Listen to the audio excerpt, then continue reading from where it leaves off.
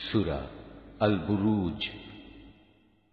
রহমান রহিম আল্লাহ তাআলার নামে। শপথ বিশালকায় গম্বুজ বিশিষ্ট আকাশের। শপথ সেই দিনের যার আগমনের ওয়াদা করা হয়েছে। শপথ প্রত্যক্ষদর্শী সাক্ষীর। শপথ সেই ভয়াবহ দৃশ্যের এবং যা কিছু তখন পরিদৃষ্ট হয়েছে তার। মোমেনদের জন্য খোঁড়া গর্তের মালিকদের উপর অভিসম্পাত। আগুনের কুণ্ডলী যা জ্বালানি দ্বারা পরিপূর্ণ ছিল। অভিসম্পাত তাদের উপর যারা তার পাশে বসা ছিল। এ লোকেরা মোমেনদের সাথে যা করছিল এরা তা প্রত্যক্ষ করছিল। তারা এ ঈমানদারদের কাছ থেকে এছাড়া অন্য কোনো কারণে প্রতিশোধ গ্রহণ করেনি যে তারা এক পরাক্রমশালী ও প্রশংসিত আল্লাহর উপর ঈমান এনেছিল। ঈমান এনেছিল এমন এক সত্তার উপর যার জন্য নিবেদিত আসমানসমূহ ও জমিনের যাবতীয় সার্বভৌমত্ব। আর আল্লাহ তাআলা তাদের সব কয়টি কাজের উপরই সাক্ষী।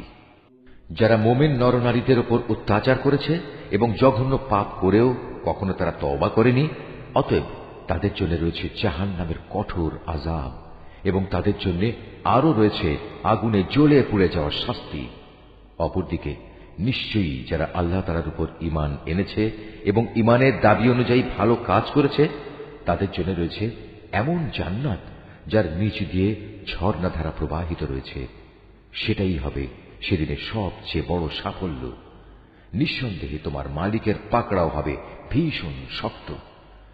তিনি প্রথমবার সৃষ্টি করেন, আবার তিনি দ্বিতীয়বার সৃষ্টি করবেন। তিনি ক্ষমাশীল, সৃষ্টিকে তিনি ভালোবাসেন। তিনি সম্মানিত আরশের একচ্ছত্র অধিপতি। তিনি যা চান নিজ ক্ষমতায় বলীয়ান হয়ে তাই করেন। তোমার কাছে কি কতিপয় বিদ্রোহী সেনাদলের কথা পৌঁছেছে?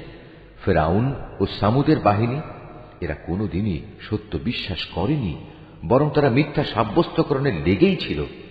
অথচ আল্লাহ তাআলা এদের সব দিক থেকে ঘিরে রেখেছেন। কোরআন উন্নত ও মহামর্যাদা সম্পন্ন একটি গ্রন্থ। একটা মহা ফলকে এটা সংরক্ষিত আছে।